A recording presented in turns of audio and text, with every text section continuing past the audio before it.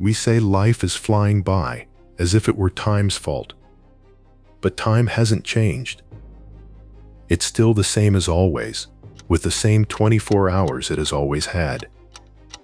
What changed is the speed at which we navigate through our days. When you live too fast for an extended period, the consequences begin to accumulate. The body gives signs, the mind gives signs, and the relationships give signs. The problem is we almost always ignore every one of them, because stopping to listen takes effort too. Today we're going to go through 7 signs that you need to slow down. Maybe you'll recognize one. Maybe you'll recognize all of them. And just by recognizing them, something already starts to change.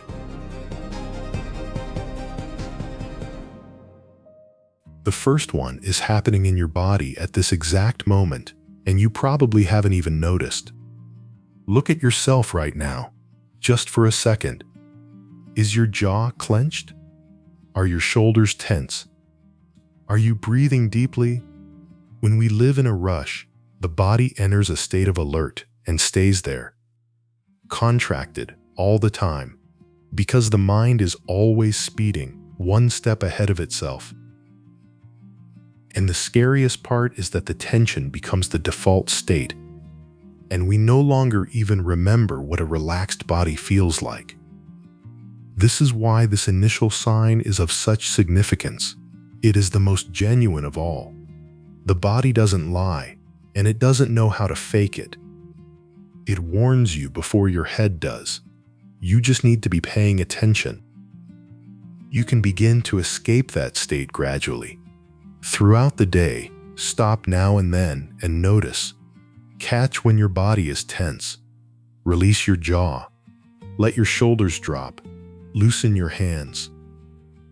Pull 2 or 3 slow, deep breaths. It costs nothing. It takes no time. And it's the first step to teaching the body again what it's like to live without being on alert all the time. Second sign, you're always doing several things at once. How many things are you usually doing at the same time? Some people answer messages while cooking, while watching something, and while thinking about tomorrow's meeting, all at once. We've gotten used to thinking it's productive, but it's the opposite. Doing everything at once leaves us more stressed and far more likely to make mistakes, because the head is never fully there. Hurry loves multitasking because it gives the illusion that we're handling everything. Except at the end of the day, that feeling of exhaustion comes back doubled. The bill always arrives. A simple way to push back against that habit is to do one thing at a time. Stay with a task until it's finished, then move on to the next.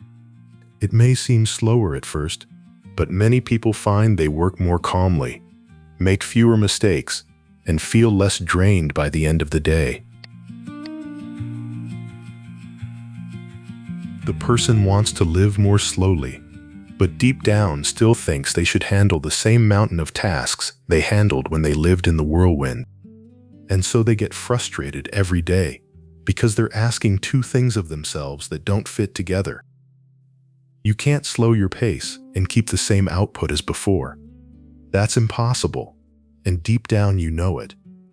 Living more slowly means necessarily doing less, and doing less requires something that scares us, which is deciding what truly matters and leaving the rest aside. You have to prioritize the essential. Here comes one of the most freeing truths there is. Most of the things we feel we need to do urgently can in fact wait. They almost always can wait. When you bring your own expectations down to an honest size, you stop rowing against yourself, and the slower pace finally turns into relief. When that pile of things to do hits, it's easy to freeze and end up putting off what matters most. We run from the hard task, we stall, we find 1,000 small things to do first, and the important thing keeps getting left for later. Except that later relieves nothing. It's a cycle that feeds itself. You put things off because you're overloaded, and you get more overloaded because you put them off. But there's a simple trick that helps a lot. When the feeling of overload tightens its grip, start with a small, easy task, the kind that gets solved quickly. That little win gives you a push, lights a spark of motivation, and makes you feel capable of facing the next one. Then you move to the big task, the one that truly matters, and give yourself more time than you think you'll need. We complain that we don't have time to slow down. But if you look closely, a good part of the day slips through our fingers on things that don't even bring real pleasure. They're things that occupy the time, but don't fill it. Sometimes what the body is asking for isn't one more podcast in your ears. It's silence. It isn't one more episode of the show. It's sitting quietly looking out the window for a few minutes. But understand something important, because this is about you, and only you can decide. Nobody can tell you what you like. If that silly show is what restores you at the end of the day, embrace it without guilt. Now, if it's become just a distraction, let it go. The point is to stop handing over your attention on autopilot and start choosing, carefully, what's worth spending it on. Your attention is yours. Treat it like something precious.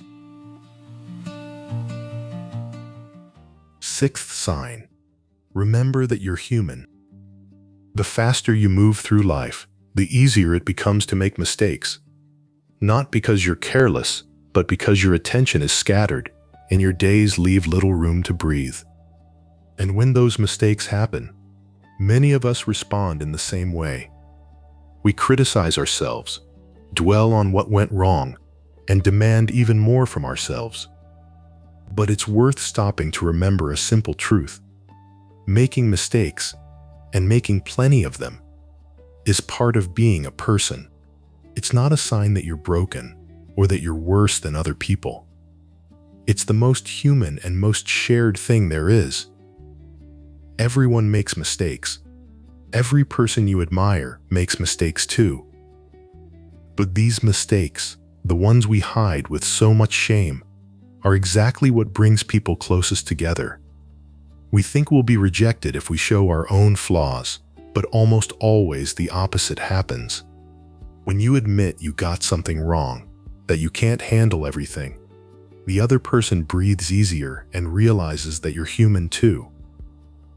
Dropping that demand to be perfect doesn't only leave you lighter, it also makes it easier to be honest with other people, because you're no longer trying so hard to hide your flaws.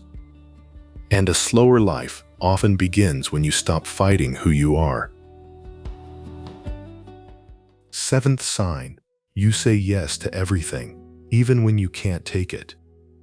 This is the last one, and maybe the hardest to face. Notice the kind of yes we're talking about. Not the yes you give because you want to, but the one that jumps out before you even check whether you have the energy for it. Someone asks, and you've already agreed, out of habit, out of fear of disappointing them. And then you spend the days dreading something you never actually wanted to do. Every yes you give is also a no to something else. Usually to your own rest, your own time, the people already waiting for you at home. When you say yes to everything, you stretch yourself so thin that you end up showing up to all of it halfway. Present in body and absent in spirit. You become a person who is always around and never really there. A real yes has weight because it could have been a no. When you let yourself pause before answering, when you're honest about what you can actually carry, your yes starts to mean something again. Go back for a moment to that line from the beginning, the one about life flying by. Now notice what these 7 signs have in common. None of them is about time. They're about you. Life isn't faster. You're the one crossing it at a run. And from running so much, you barely feel it happening. Life doesn't pass when you slow down. It passes when you run. Because in the end, living slowly isn't doing fewer things. It's finally being present in the things you do. There was always more life available to you. You were just running too fast to feel it.